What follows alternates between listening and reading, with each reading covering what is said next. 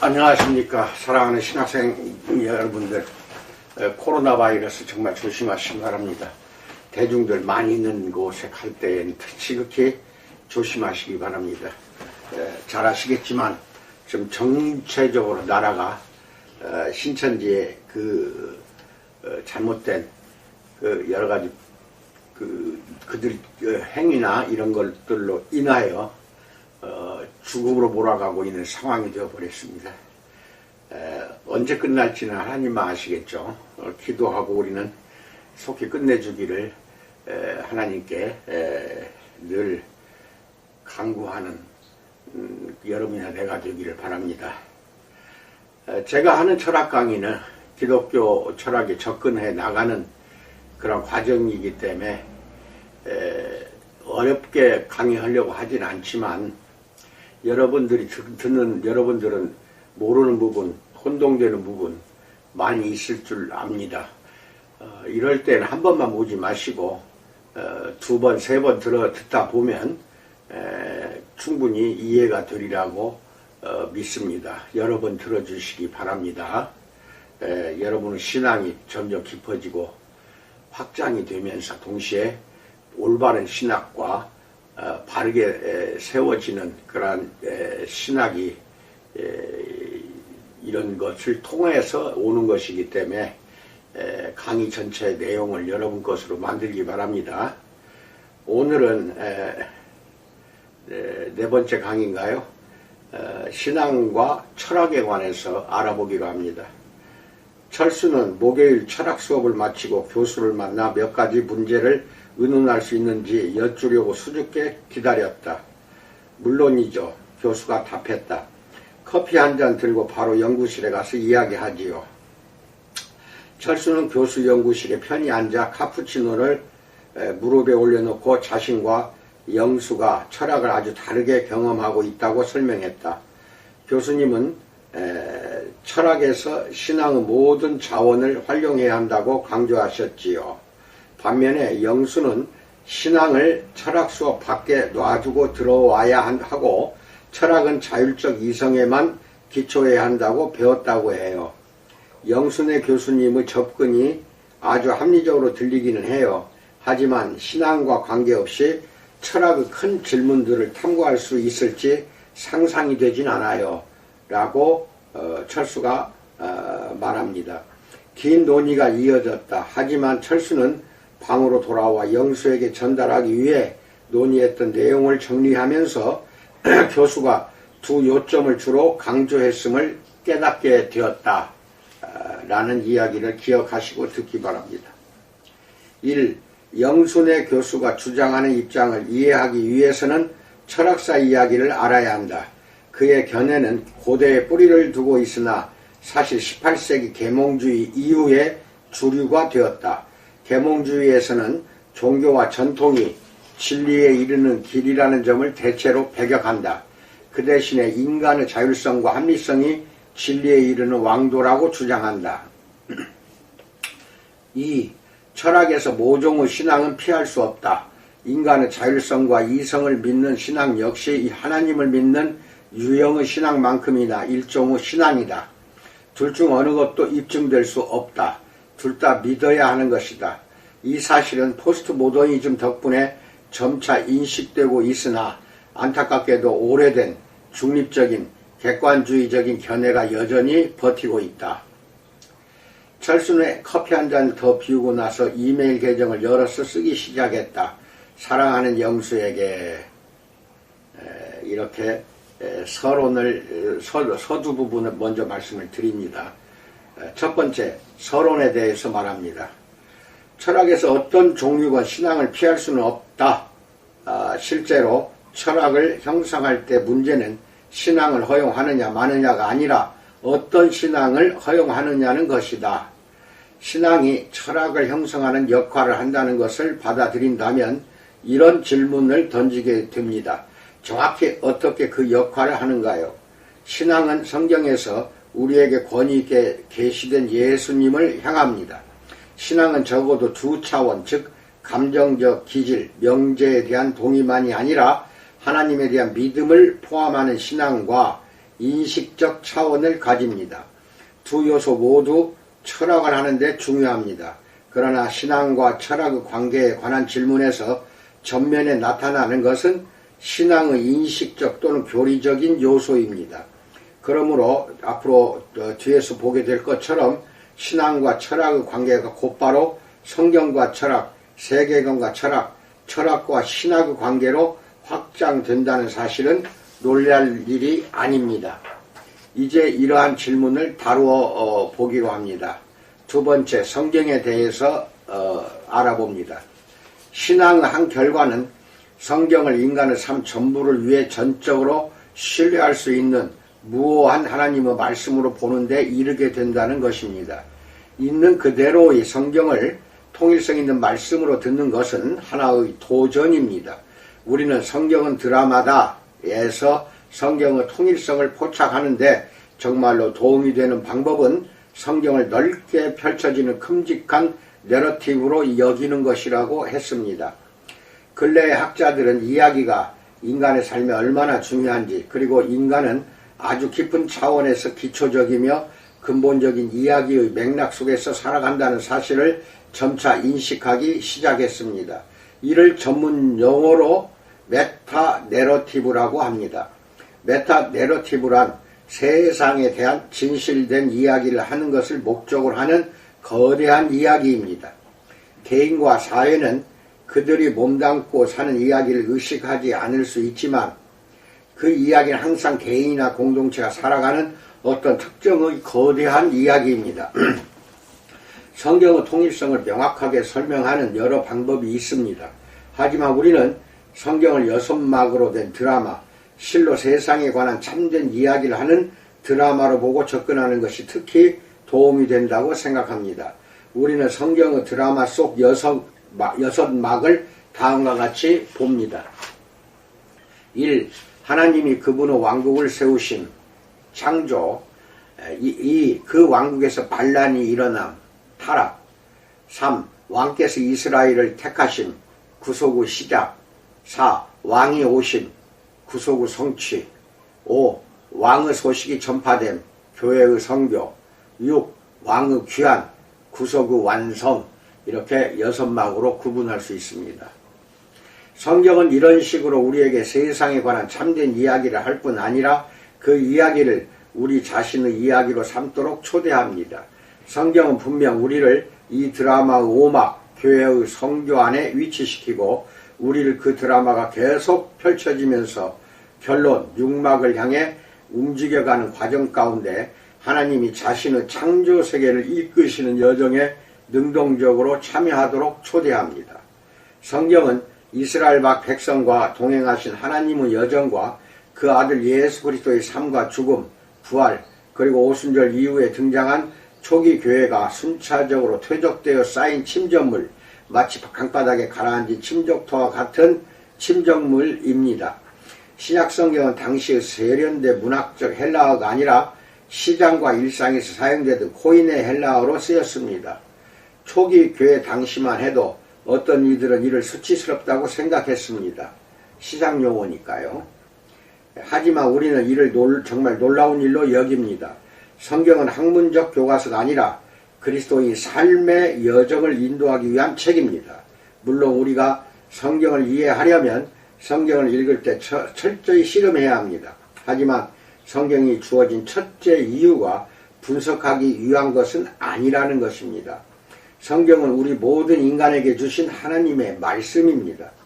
하나님이 자신을 우리에게 주시고 또 주시는 으뜸되는 방편입니다. 성경은 우선적으로 우리의 머리가 아니라 마음, 우리 존재의 중심을 향합니다. 그것을 받는 최고의 방식은 하나님이 말씀 선포나 개인 묵상을 통해 우리를 그분의 생명으로 이끄시도록 마음을 활짝 여는 것입니다. 성경 이해에 관해 우리는 모든 정통 그리스도인과 마찬가지로 성경의 명료성을 믿습니다. 성경의 주요 진리들은 분별하기 어렵지 않습니다. 모두가 볼 수 있게 표면에 드러나 있습니다. 그러나 성경이 다양한 문화적 배경에서 쓰였기에 이해하기 어려운 부분도 남아 있습니다. 우리가 교회에 목회자를 세우는 이유는 바로 이 때문입니다. 목회자의 일은 성경을 열심히 이해하고 우리에게 계속해서 점점 더 분명하게 제시해서 우리가 성경을 하나님 말씀으로 받고 그에 따라 살도록 해주는 것입니다. 성경, 세계관, 철학의 관계를 생각할 때 성경이 벨직 신앙고백이나 카톨릭 요리문답과 같은 교리적 신앙고백이 아니며 철학서적은 더더욱 아니라는 사실을 고려하는 것이 중요합니다. 여기서 오해하지 않으면 합니다. 우리는 성경이 교리와 철학에 대해 권위를 갖지 않는다고 주장하는 것이 아닙니다. 성경은 확실히 권위를 가집니다. 하지만 성경은 교리적 신앙고백이나 철학 논문이 아니며 결코 그런 의도로 쓰이지도 않았습니다. 삼위일체 교리를 예로 들어봅시다. 삼위일체 교리는 본질적으로 신약성경 전체에 나타나지만 교회의 신앙고백에서 볼 법한 세밀한 논리적 진술은 어디서도 찾을 수 없습니다. 실제로 교회가 이 교리의 세세한 부분까지 애써 만들어내는데 수세기가 걸렸습니다. 주요 교리의 모든 자료는 성경에 풍성히 들어있지만 그것이 논리적 교리로 만들어지기 위해서는 체계적으로 정리되어야 했습니다. 신학자들은 그 이면에서 이 교리들의 의미와 함축을 보다 깊이 숙고해 왔습니다. 철학도 마찬가지입니다. 맨 처음 성경이 기독교 철학을 위해 중요한 단서들을 제공한다는 사실을 언급했습니다. 결코 성경 자체 내에서 철학이 전개되는 일은 없습니다. 인식론을 예로 들어봅시다. 성경에는 지식의 올바른 습득을 위한 중요한 실마리가 있습니다. 무시하면 우매에 빠질 내용들입니다. 게르하르트 폰 라트는 구약성경의 지혜문헌에 대해 다음과 같이 말했습니다. 인간의 모든 지식이 하나님에 대한 신뢰에 관한 질문으로 귀착한다는 논제는 예리한 통찰을 담은 주장이다. 거기에는 이스라엘의 모든 지식 이론이 압축해서 들어있다. 그 주장 이면에는 출발점에서의 단 하나의 잘못으로 인해 지식 탐구가 잘못될 수 있다는 날카로운 깨달음이 놓여있다. 이스라엘은 그 정도로 하나님을 경외함과 하나님에 대한 믿음이 인간 지식에서 고도로 중요한 기능을 가진다고 보았다. 이스라엘은 매우 진지하게 하나님에 관한 바른 지식만이 우리를 인식 대상과의 바른 관계에 둘 수 있다고 생각했던 것이다 라고 폰 라트는 말하고 있습니다. 신약성경에서 요한이 자신의 복음서 1장에서 그리스도를 지칭하기 위해 로고스를 사용한 것은 매우 중요합니다. 로고스는 헬라 철학에서 우주 이성적 원리를 가리키기 위해 사용하는 핵심 개념이었습니다. 로고스는 헬라 철학에서 온 겁니다. 요한의 독자 중 약간이라도 헬라 철학을 아는 사람이 있다면 분명 그의 시선을 사로잡았을 것입니다. 하지만 진짜 스캔들은 14절에 이르러 터졌을 것입니다. 로고스가 육신이 되어 우리 가운데 거했다라는 말입니다. 요한은 이런 방식으로 독자에 나가면서도 헬라 개념에 복음의 세수를 채워버렸던 것입니다. 우리는 기독교 철학이 바로 이런 그 외에도 여러 다른 실마리를 진지하게 받아들여 그런 통찰을 철학 작업의 기초로 삼아야 할 필요가 있다고 생각합니다. 비록 성경이 철학서적은 아니라는 사실은 변함없지만 교리가 성경으로부터 만들어져야 하는 것처럼 기독교 철학은 진정한 철학으로 존재하면서도 성경의 권위 앞에 기꺼이 머리를 숙이기 위해 조심스럽게 성경과 관계를 맺어야 합니다. 우리가 보기에 세계관 개념이 성경과 철학 사이에서 필수적인 중개 역할을 합니다. 이 세계관이 굉장히 중요한 개념입니다. 세 번째, 성경과 세계관에 관해서 알아봅니다. 세계관은 공유된 큰 이야기 속에 배어있는 기본 신념들을 명료화한 것인데 그 신념들은 신앙의 결단에 뿌리내리고 있으며 우리의 개인 생활과 공동생활 전체를 빚어내고 그 방향을 결정한다라는 말이 있습니다.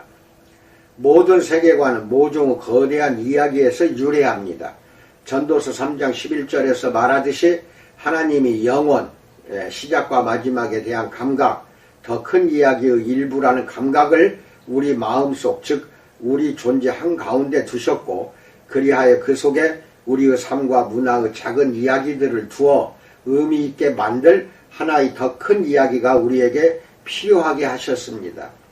하나님은 우리가 우리에게 목적과 방향을 제시하고 세계를 설명해 준 더 큰 이야기의 일부로 존재하는 삶에서 의미를 찾게 하셨습니다.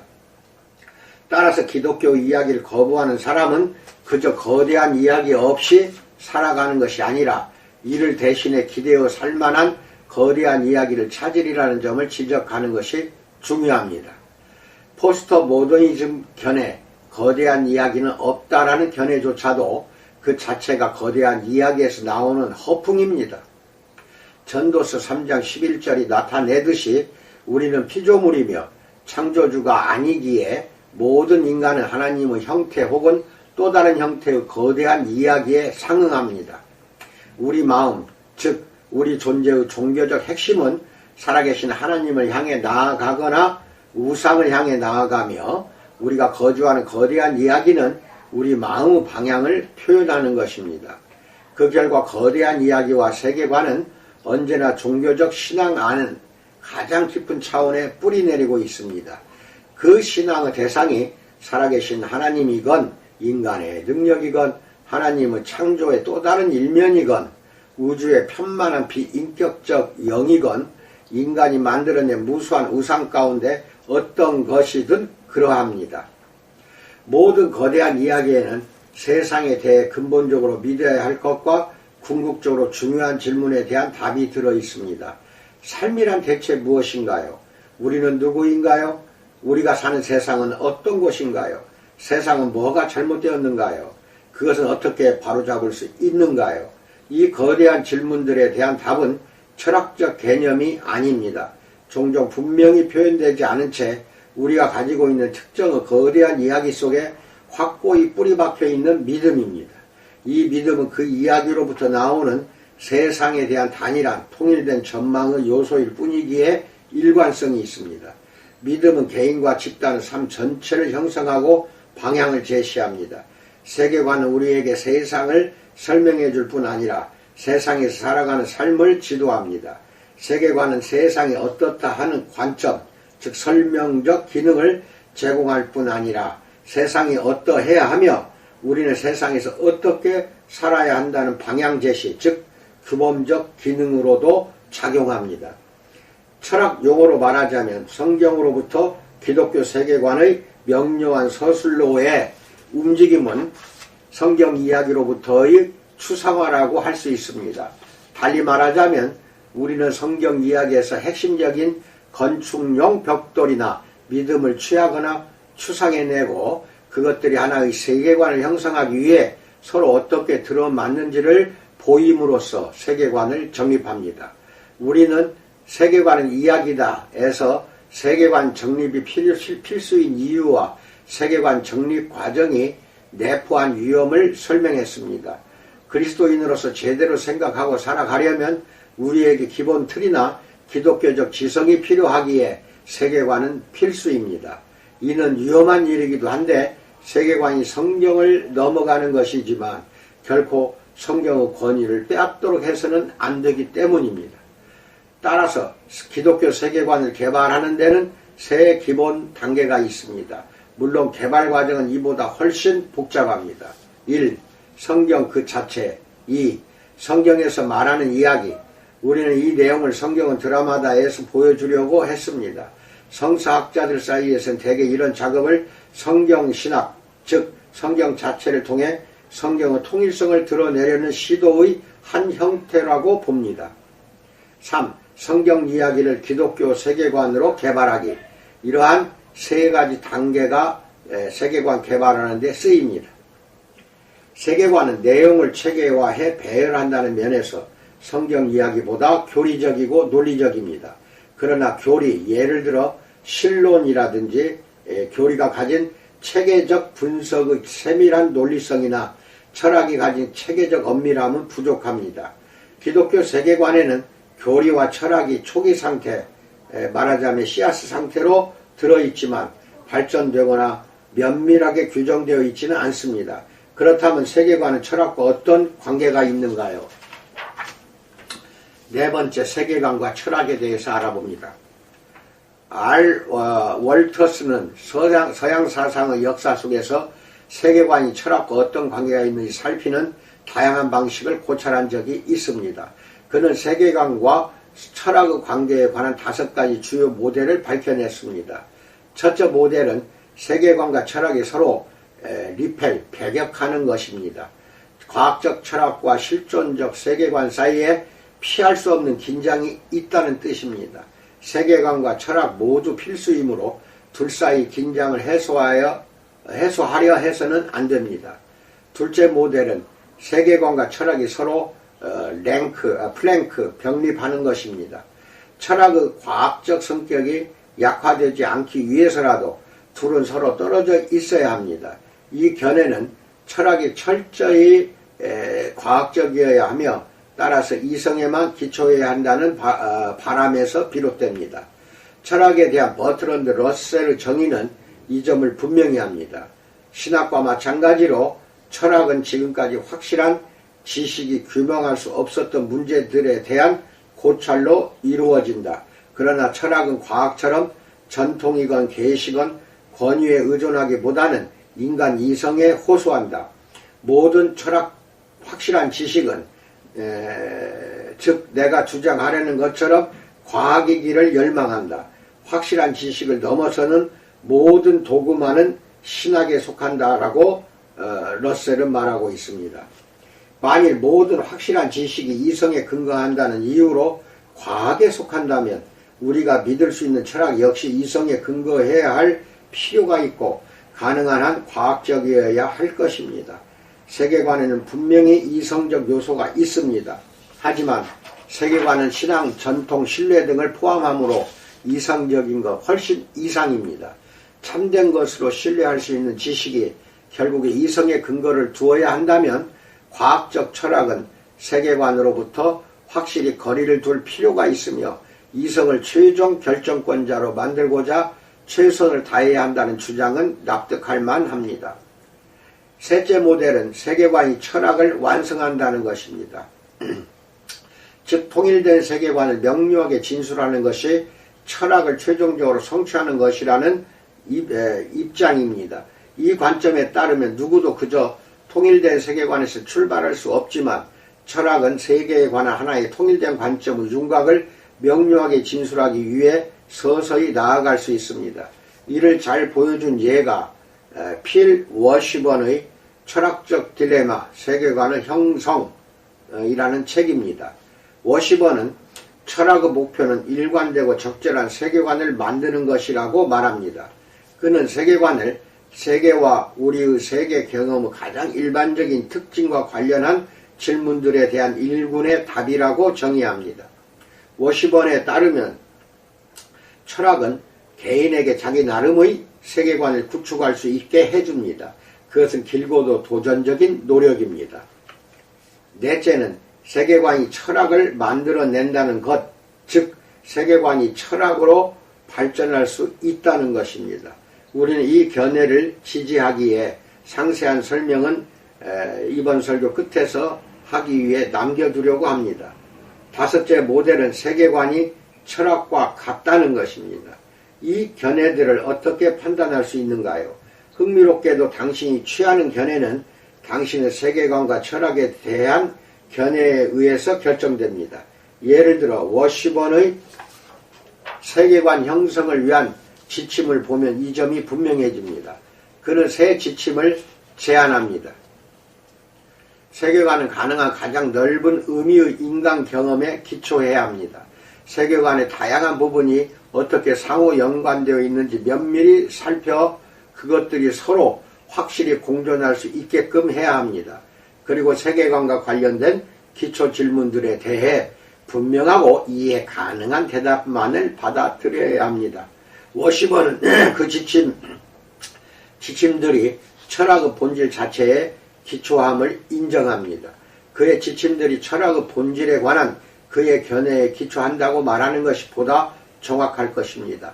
워시번에 따르면 개인은 자기 나름의 세계관을 형성하며 그 지침들은 경험과 이성이 핵심 기준임을 드러낸다. 이는 철학에 관한 전형적인 개인주의적, 근대적 견해가 인간 자율성에 기초를 둔 것임을 드러낸다라고 말합니다. 만일 인간이, 특히 인간의 이성이 만물의 척도라는 관점을 취하면 분명히 처음 세 모델 중 하나를 택하게 될 것입니다. 이 셋은 모두 다양한 방식으로 철학의 자율성을 가정하기 때문입니다. 철학의 자율성은 인간이 자신의 세계관 밖으로 나가 세상에 관한 진리를 탐색할 때 중립적이고 자율적인 방식으로 움직일 수 있다는 믿음을 수반합니다. 과연 종교적 토대를 가진 세계관을 이렇게 치워둘 수 있느냐는 것이 질문의 핵심입니다.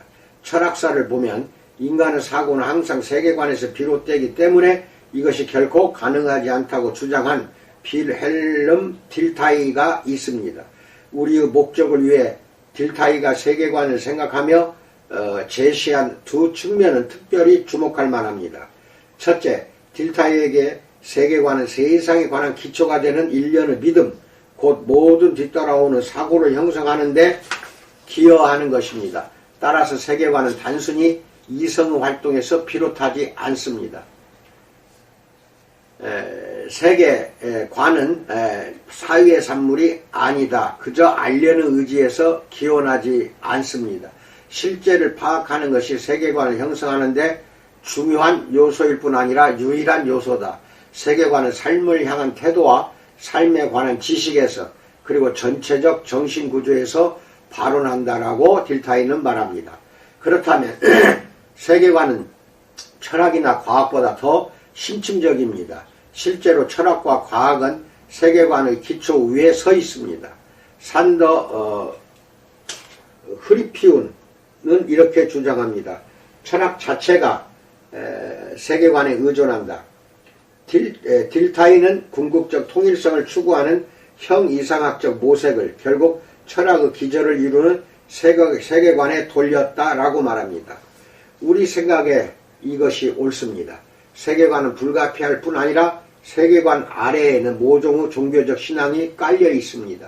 하지만 그토록 많은 사람과 특히 철학자들이 종교적이지 않은데 어떻게 이것이 가능하냐며 반대할 수도 있습니다. 이 또한 전적으로 종교적이란 말은 무슨 의미로 쓰는가에 달렸습니다. 상당수 세속 철학자가 정기적으로 교회에 출석하거나 하나님께 기도하거나 어떤 종교적 활동에 공공연하게 빠져있지 않은 것은 분명합니다.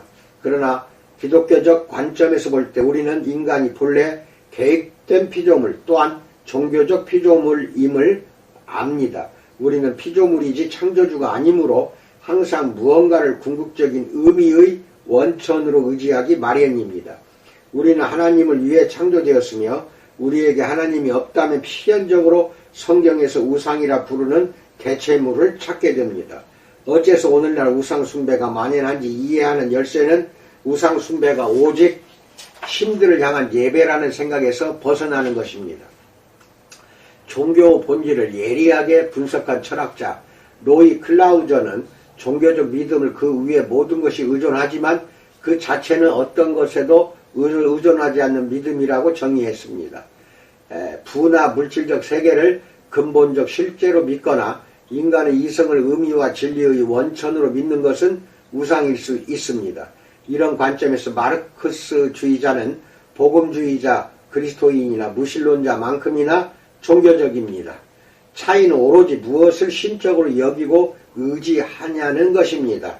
즉 막스주의도 종교적이라는 것입니다. 다섯 번째, 세계관과 기독교 교리에 대해서 알아봅니다. 신학, 즉 신앙의 주요 교리에 관한 체계적인 반성과 철학의 관계는 논쟁적이고 다루기 까다로운 주제입니다. 우리가 규정한 바에 따르면 기독교 세계관은 성경 이야기의 중심적인 믿음의 내용을 밝혀내고 그것들 사이의 연관성을 보여주는 일을 포함합니다. 믿음의 내용이란 기독교 세계관의 교리적 요소를 가리킵니다. 그렇다면 이것은 신학입니까? 이는 전적으로 신학을 어떤 의미로 사용하는가에 달려 있습니다. 신학을 기독교의 핵심 교리에 대한 체계적, 논리적 탐구라고 본다면 대답은 아니오입니다. 기초적 믿음은 가장자리로 가면 모호합니다. 우리는 그런 성경적 믿음의 내용을 논리적 체계적으로 이해하건 그렇지 않건 그 내용을 믿을 수 있고 또한 붙잡아야 합니다. 신학에는 계속 복잡해지는 여러 단계가 있다는 사실을 아는 것은 기독교 세계관과 기독교 교리의 관계를 이해하는 데 도움이 됩니다. 거기에는 다음과 같은 것들이 있습니다. 1. 예수는 완전한 하나님이자 완전한 인간이라는 것과 하나님은 삼위일체라는 믿음같이 교회에서 초기 몇 세기 안에 합의를 본 기본 교리의 확언. 2. 사도신경과 니케아 신경 같은 기본 신경. 3. 벨직 신앙고백과 카톨릭 요리문답 같은 교파의 신앙고백. 4. 신앙의 교리에 대한 이론적 반성을 수반하는 올바른 조직신학.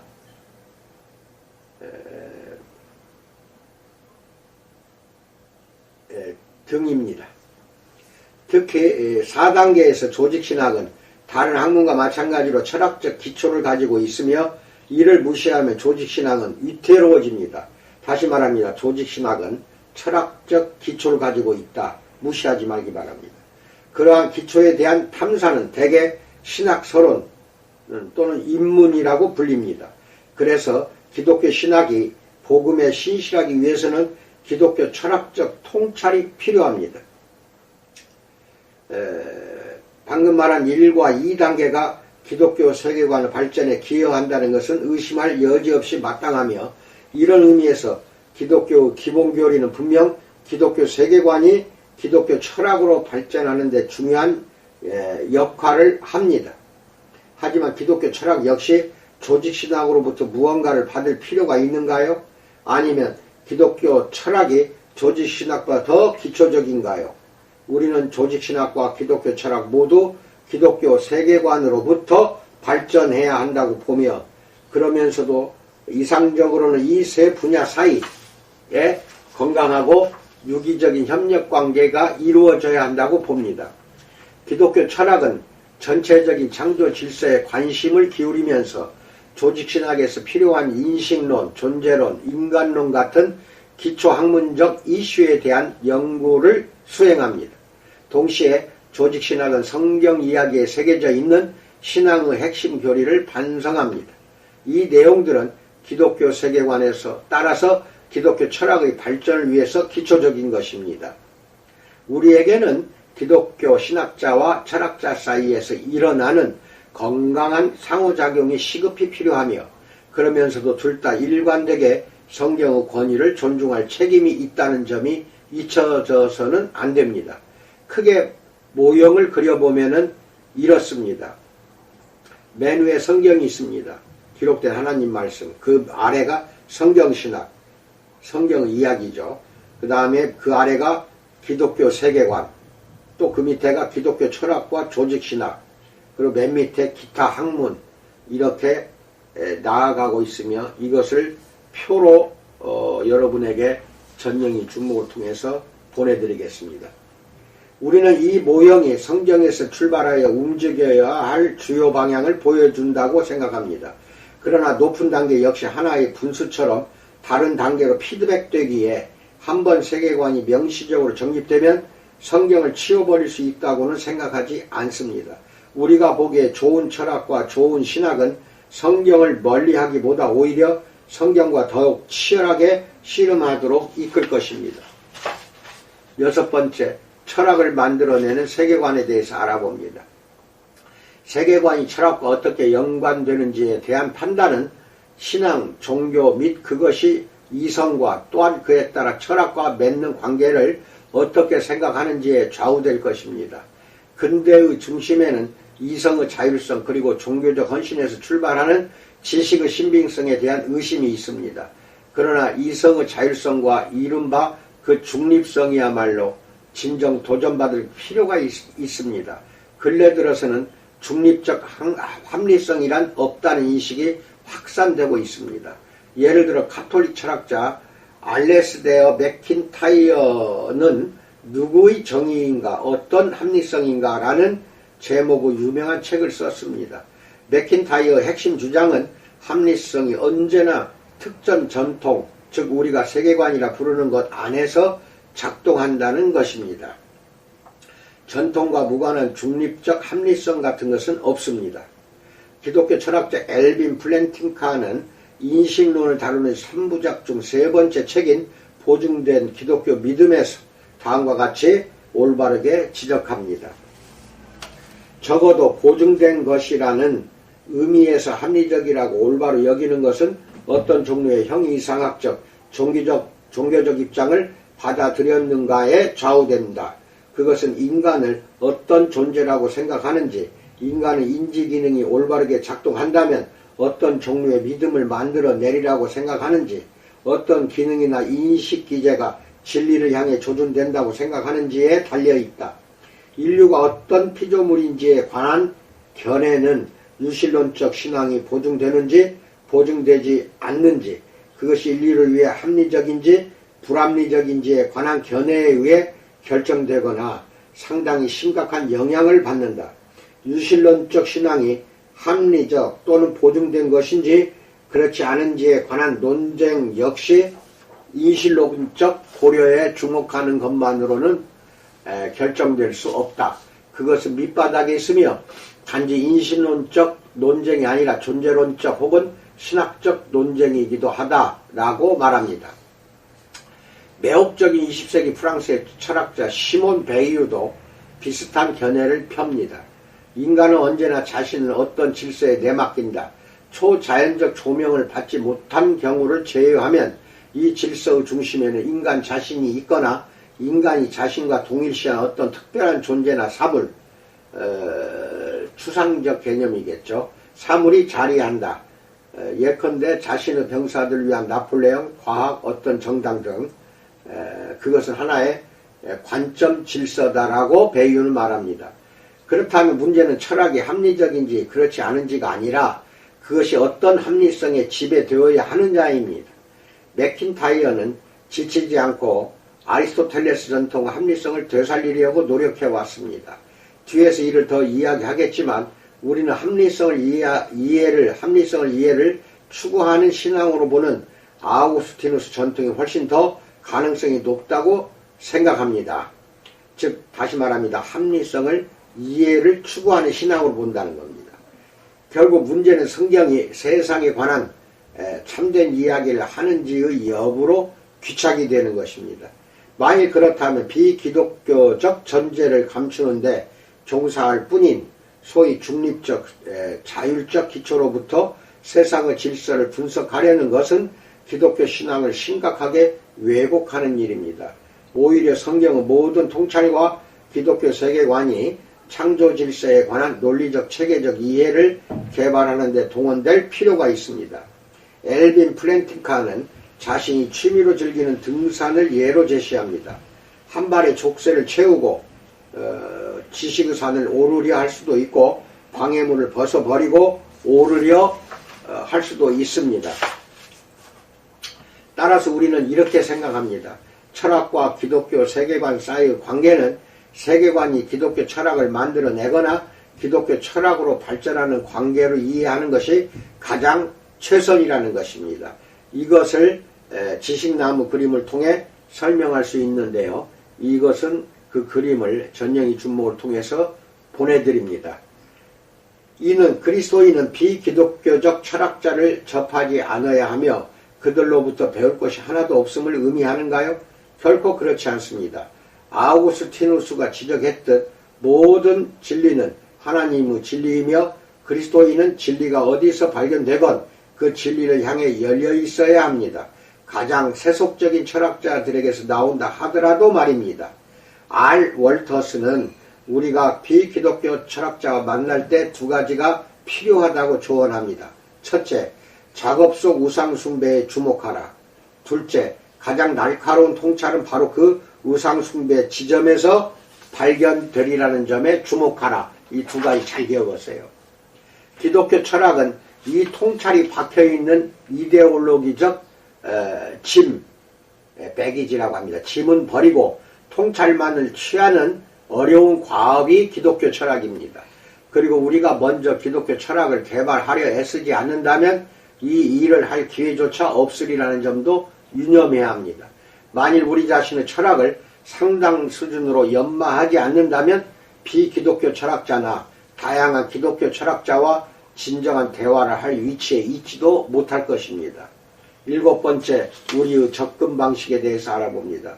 그러므로 철학은 결코 중립적으로 접근할 수 없으며 독자들은 우리의 접근법을 알고 있는 것이 중요합니다.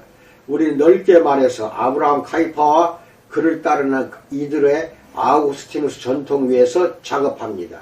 이 전통의 핵심은 구속이 피조물 전체를 향한 하나님의 목적을 회복하는 것을 수반한다고 보며 철학을 포함해 삶의 어떤 영역도 중립적이지 않으며 종교적 전제에서 자유롭지 않다고 본다는 것입니다.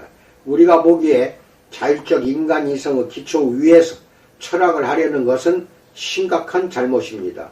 오히려 기독교 철학을 개발하기 위해서는 신앙의 모든 차원, 즉 계시와 이성을 활용해야 합니다. 그러므로 철학의 역사를 서술할 때 우리의 전략은 다음과 같을 것입니다. 우리는 서술하는 동안 검토할 여러 철학을 먼저 그 철학들의 입장에서 이해하려고 힘껏 노력했습니다. 커티스 챙은 아우구스티누스의 신국론과 토마스 아퀴나스의 대이교도 대전을 다룬 그의 뛰어난 책에서 이런 전략을 도전자의 이야기로 들어가기라고 묘사했습니다. 아우구스티누스와 아퀴나스는 기독교 신앙에 대한 도전에 응답했습니다. 마찬가지로 우리가 다룰 많은 철학도 전부는 아니지만 그런 도전을 해올 것입니다. 그렇게 우리는 비판하기 전에 우리가 살펴볼 철학을 바르게 이해하고 공정하게 다루고자 그들의 방식에 따라 검토하려고 합니다. 우리의 비판은 두 가지 형식을 취합니다. 첫째는 특정 철학의 내재적 모순에 주의를 기울이는 것입니다. 책은 이를 내부로부터 다시 이야기하는 것이라고 말합니다. 책은 아우구스티누스와 아퀴나스에 대해 이렇게 말합니다. 그들은 다시금 도전자들의 방식에 호소함으로써 도전자들을 재해석했다. 사실상 그들은 도전자들의 방식에 따라 자신들의 해석이 더 옳다고 주장할 것이다 라고 말합니다. 헤르만 도이어 베르트는 이를 내재적 비판, 특정 철학을 내부로부터 비판하는 것이라고 불렀습니다. 둘째는 철학자의 작업을 복음이라는 큰 이야기의 맥락 속에 두는 것입니다. 책은 이에 대해서도 아우구스티누스와 아퀴나스와 관련지어 다음과 같이 말합니다. 아우구스티누스와 아퀴나스는 도전자의 이야기를 자신들이 다시 이야기한 모습으로 집어넣기 위해 복음의 메타 내러티브를 손수로 만들었습니다. 다듬어진 쐐기가 거대한 목공의 뚫린 구멍에 들어가듯 도전자의 이야기에서 개작된 부분들은 즉 캐릭터의 열망이든 플롯의 흐름이건 극적 행동 방향이건 이제 모두 복음 속에서 궁극적이고 참된 위치를 찾게 됩니다. 이 둘째 비판을 수행하기 위해서는 복음의 메타 내러티브 이상이 필요하다는데 주목해야 합니다. 우리는 철학과 씨름하고 있고 다른 철학을 비판하기 위해서는 어느 정도 기독교 철학의 형태에 대한 감각이 필요합니다. 이는 우리를 일종의 닭과 달걀 상황에 빠뜨립니다. 우리에게는 기독교 철학이 필요하지만 그것은 오직 철학의 이야기에 참여해 씨름하는 일을 통해서만 출현합니다. 우리 철학의 뼈대는 특히 앞으로 논의하지만 철학사를 서술하는 중에도 그 뼈대가 우리의 분석을 이끌고 있습니다.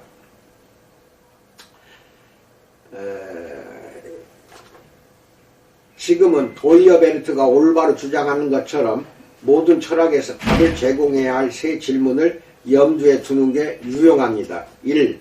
철학은 실제 전체에 대해 관심을 두기 때문에 첫째 질문은 다음과 같다. 철학자는 어디에 서 있는가? 혹은 실제에 대한 이해를 얻기 위해 무엇에 의존해야 하는가? 2. 둘째, 철학은 세계의 풍부한 다양성을 어떻게 설명하는가? 3. 셋째, 철학은 세계의 통일성을 어떻게 설명하는가? 오늘날 수많은 개별 철학자에게서 너무도 많은 연구가 이루어지고 있기 때문에 나무 하나하나에서 숲을 분별하기 어려울 때가 많습니다. 우리는 앞서 말한 것처럼 나무 하나하나에 대해 공정하려 애를 씁니다.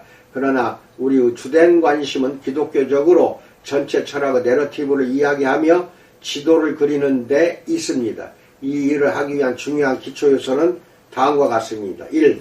고대 그리스인 사이에서 이교적 형태를 띤 철학의 기원. 2.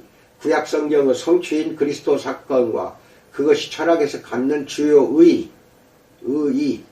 3. 특히 아우구스티누스와 아퀴나스의 작품에서 증거를 찾을 수 있는 예수 시대와 초기 교회 설립 이후 복음과 이교적 그리스 철학의 좋고 나쁜 종합.